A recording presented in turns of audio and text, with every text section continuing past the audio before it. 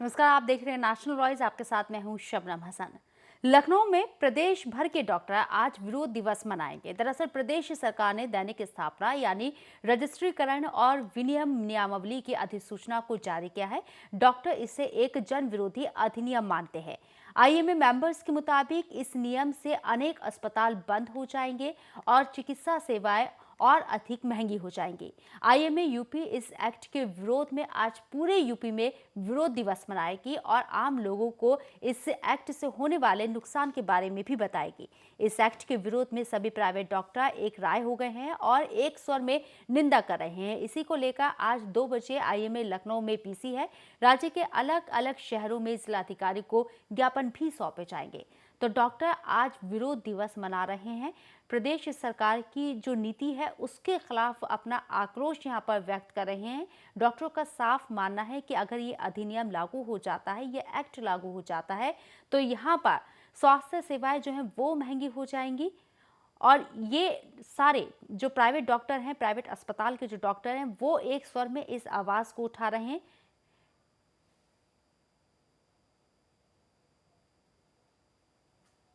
तो डॉक्टरों का आरोप है कि अधिसूचना से मुश्किलें बढ़ जाएंगी। डॉक्टरों को अपने साथ साथ एक ट्रेंड स्टाफ की लिस्ट भी है इनके पास। शहर के साथ साथ गांव में भी एक क्लिनिक खोलना होगा और अपने स्टाफ के खर्च आदि का ब्यौरा भी यहां पर देना होगा। ये अधिनियम के तहत है। डॉक्टरों ने अधिसूचना वापस लेने की मांग की है। सरकार का पक्ष है कि इसमें पारदर्शिता आएगी। कहीं ना कहीं यहाँ पर जो धांधलियां होती हैं उस पर कहीं ना कहीं विराम लगेगा। लेकिन जो प्राइवेट अस्पतालों के जो डॉक्टर हैं वो इस अधिसूचना के, इस एक्ट के खिलाफ है। उनका कहना है कि इससे मुश्किलें बढ़ जाएंगी, परेशानी बढ़ जाएंगी। डॉक्टरों का आरोप है कि अधिसूचना से मुश्किलें बढ़ सकती हैं। डॉक्टरों को अपने साथ साथ एक ट्रेंड स्टाफ की लिस्ट देनी होगी और शहर के साथ साथ गांव में भी क्लिनिक खोलने होंगे। ये अधिनियम में रखा गया है और अपने स्टाफ के खर्च आदि का ब्यौरा भी यहां पर देना होगा।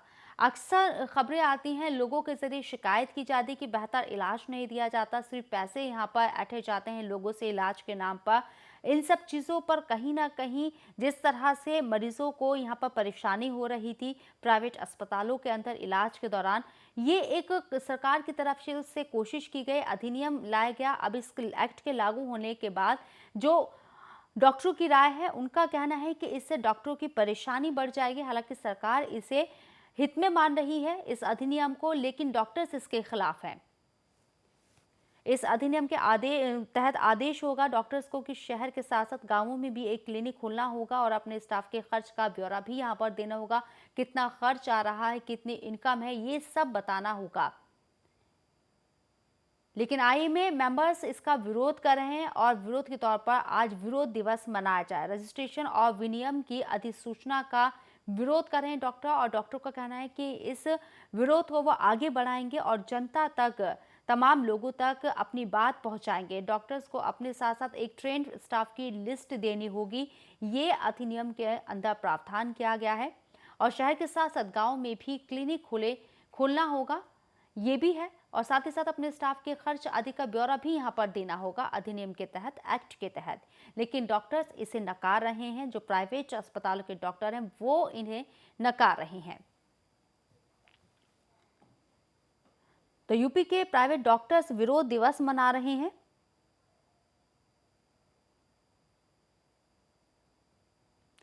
डॉक्टरों का आरोप है कि अधिसूचना से मुश्किलें बढ़ जाएंगी। इन्हें अतिरिक्त स्टाफ की जरूरत होगी इन सब चीजों के लिए और खर्चा भी ज्यादा आएगा। शहर के साथ साथ गांव में क्लिनिक खोलने के लिए कहा गया है। इस अधिनियम के तहत डॉक्टर्स को, प्राइवेट अस्पतालों के जो डॉक्टर्स हैं उनके लिए आईएमए इसका विरोध कर रहा है और आज 2 बजे पीसी भी होगी। इसमें पक्ष रखेगा आईएमए और तमाम चीज़ें, जिस तरह की दिक्कतें उन्हें पेश आएंगी वो बात रखी जाएगी। लेकिन कहीं ना कहीं राज्य सरकार जहां अपना पक्ष रख रही है कि यहाँ पर जो इलाज है उसमें पारदर्शिता आएगी, खर्च का ब्यौरा होगा, तो एक यहाँ पर कहीं ना कहीं क्राइटेरिया जो है वो डिसाइड हो पाएगा कि कितना खर्च आता है और कितने में मरीजों को इलाज मिल रहा है। जो इलाज के नाम पर आरोप लगते रहे प्राइवेट अस्पतालों में कि उगाही की जाती है, पैसे ज़्यादा लिए जाते हैं इलाज के नाम पर, जनता को ठगा जाता है वो यहाँ रोक लगेगी उस पर। ये सरकार की तरफ से पक्ष है इस अधिनियम के लागू होने के बाद, लेकिन डॉक्टर्स जो है, आईएमए मेंबर्स जो हैं, वो इसे अपने हित में नहीं मान रहे हैं, इसका विरोध कर रहे हैं और आज डॉक्टर्स विरोध दिवस मना रहे हैं। आज 2 बजे पीसीबी होगी एमआईए के मेंबर्स के जरिए, जिसमें अपनी बात रखेंगे एमआईए के मेंबर्स और यहाँ पर कहीं ना कहीं इसका विरोध किया जाएगा अधिनियम का।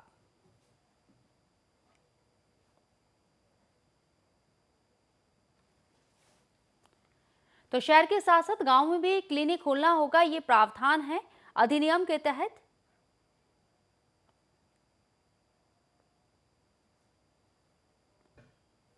डॉक्टरों ने अधिसूचना वापस लेने की मांग की है। विरोध दिवस मना रहे हैं यूपी के प्राइवेट डॉक्टर्स।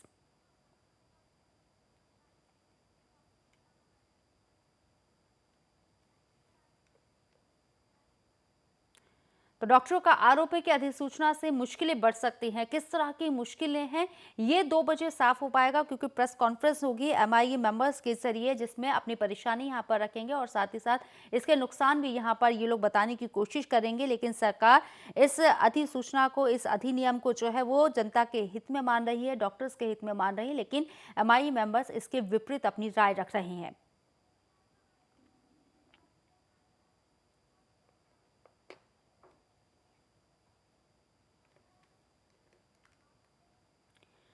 तो इस पर चर्चा पर बात करने के लिए हमारे साथ मौजूद हैं सुरेंद्र राजपूत, कांग्रेस को रिप्रेजेंट कर रहे हैं, के शुक्ला बीजेपी से हैं और साथ ही साथ उपश्याम गोयल जी डॉक्टर हैं, ये भी हमारे साथ मौजूद है बात करने के लिए। तीनों का आपका स्वागत है नेशनल वॉइस में। सबसे पहले मैं उपश्याम जी आपके पास आना चाहूंगी। 2 बजे एमआईए के मेंबर्स प्रेस कॉन्फ्रेंस करने जा रहे हैं। जो ये अधिनियम लाया गया है राज्य सरकार के जरिए, सरकार का पक्ष है कि इसमें पारदर्शिता आएगी। कहीं ना कहीं जो धांधली के आरोप लगते रहे हैं वो अब ऐसा नहीं हो पाएगा अगर ये एक्ट लागू हो जाता है, लेकिन आप लोग जो है कह रहे हैं कि इससे परेशानियां बढ़ जाएंगी। जानना चाहेंगे आपसे।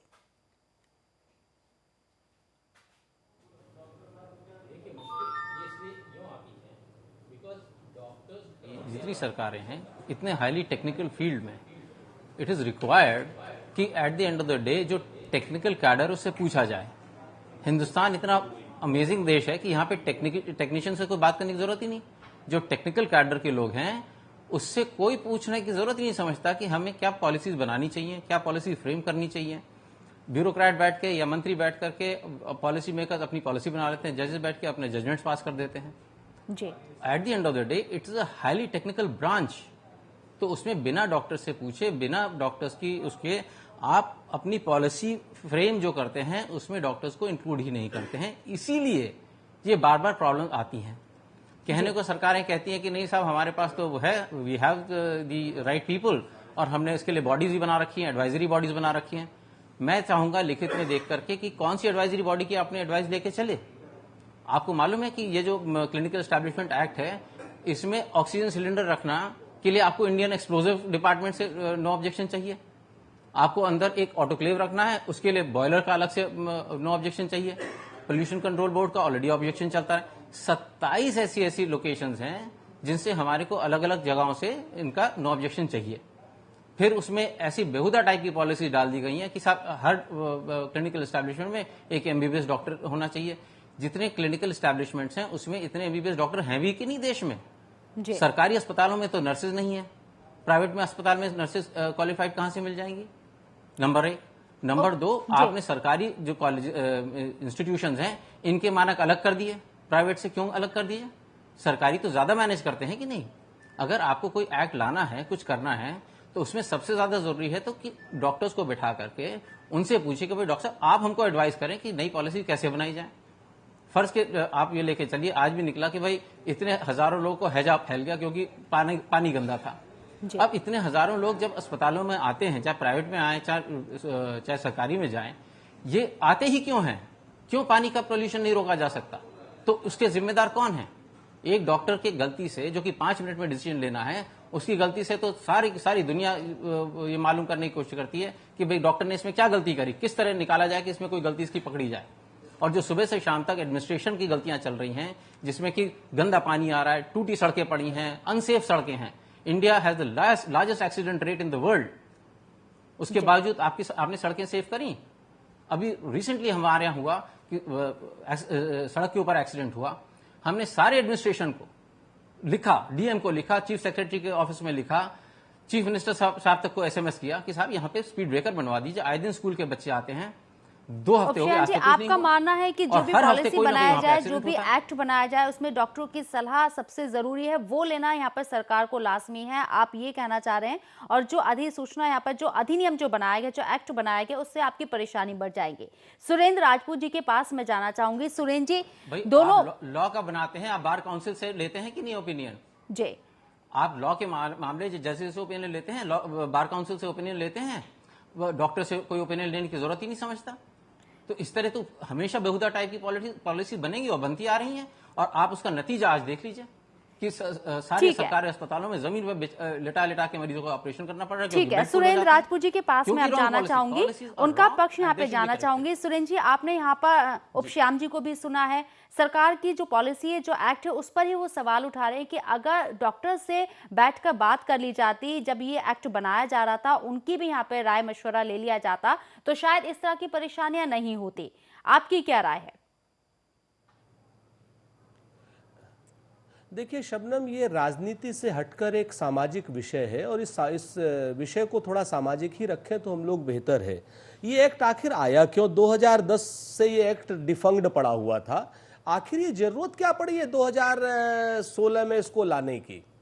2-3 चीजें बड़ी क्लियर हैं। एक बात तो सबसे बड़ी बात यह है कि 70% के आसपास आज की डेट में भी गरीब आबादी कहीं ना किसी प्राइवेट डॉक्टर के पास जा रही है।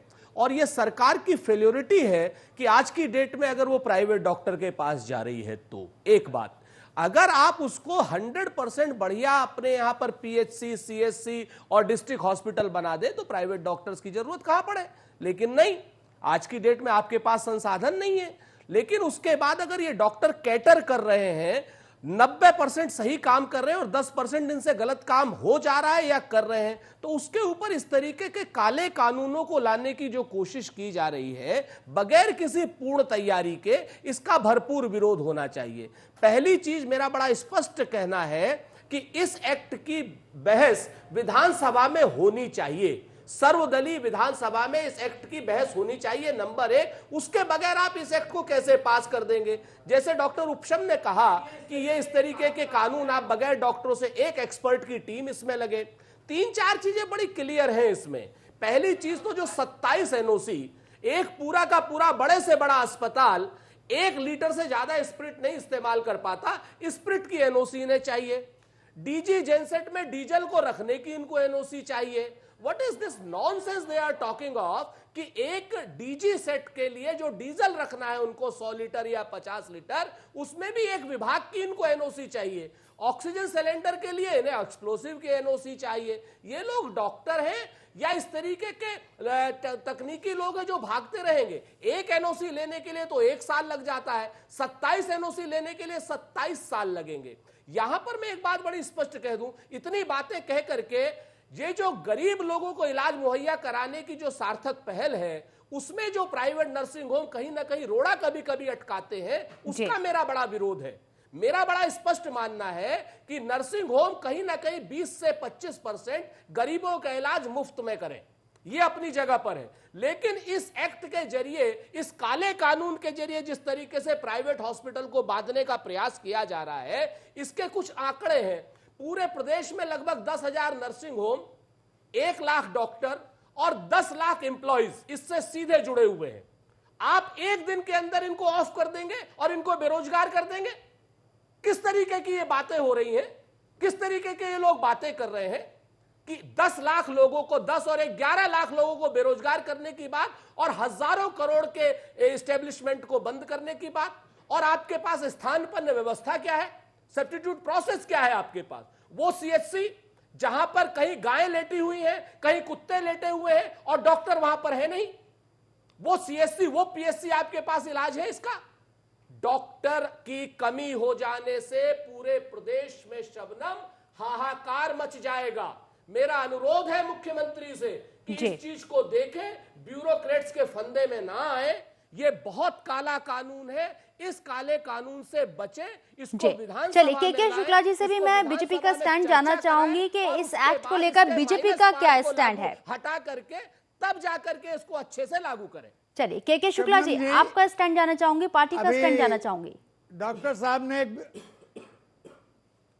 अभी डॉक्टर साहब ने एक बात कही जी और उन्होंने बजाय इसके इस अधिनियम के बारे में इसकी उपयोगिता या उसकी अनुपयोगिता के बारे में बोलने के उन्होंने ये कहना शुरू किया कि रोड नहीं बन रही हैं, नाली नहीं बन रही हैं, वो एक अलग विषय है। जी हम एक सामाजिक विषय पर बहस कर रहे हैं, हमें इसको राजनीति के चश्मे से नहीं देखना चाहिए। इससे मैं राजपूत जी की राय से सहमत हूँ जी और हमको इस बार इस समय केवल एक ही विषय पर, इस अधिनियम के विषय में और इसकी उपयोगिता या अनुपयोगिता पे बात होनी चाहिए।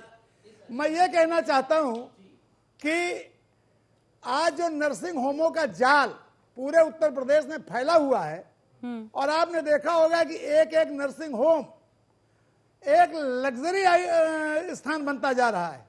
एयर कंडीशन नर्सिंग होम, गरीब आदमी वहां जाने की हिम्मत नहीं कर सकता है, तो आप क्या पैसे की वहां लूट मची शुक्ला हुई साहब, है। आज आप और वेट। सबसे बड़ी बात यह है कि नर्सिंग होम ने प्रदेश के मेडिकल कॉलेज है, देश में भी स्थिति ऐसी हो सकती है, डॉक्टरों में जो करप्शन का भाव पैदा कर दिया, शुक्ला साहब। ये भी एक व्यापार बन गया है। जी डॉक्टर समाज में भगवान के रूप में माना जाता था। डॉक्टर तो की लोग क्या इज्जत क्या करते थे, के कहते शुक्ला थे जी ऊपर आप भगवान प्रदेश और नीचे सरकार के हमारा इस कदरदान स्टैंड के है साथ डॉक्टर। हैं? क्या माना जाए कि बीजेपी प्रदेश सरकार के इस स्टैंड के साथ है? देखिए मैं दोनों भी उसी विषय पे आ रहा हूं, लेकिन आज डॉक्टरों ने अपने पेशे को व्यापारिक और व्यापारिकता में लिप्त कर दिया है, इसलिए अब डॉक्टरों की इज्जत भी खत्म हो गई है।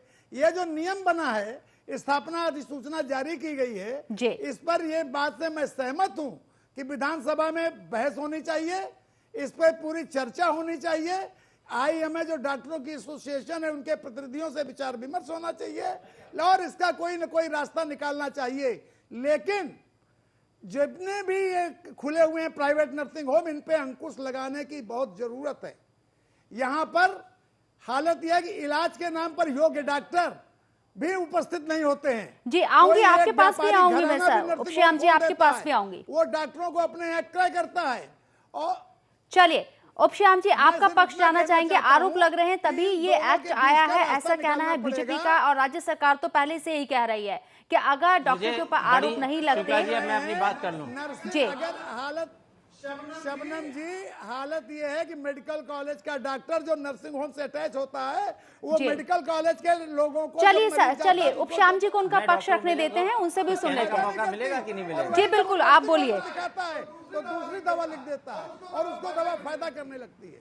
ये व्यापार बहुत संक्षेप में, बहुत संक्षेप में उपश्याम जी आपका पक्ष, बहुत संक्षेप में। भटका रहा है। सर एक सेकंड मैं जस्ट ओवर टू बी।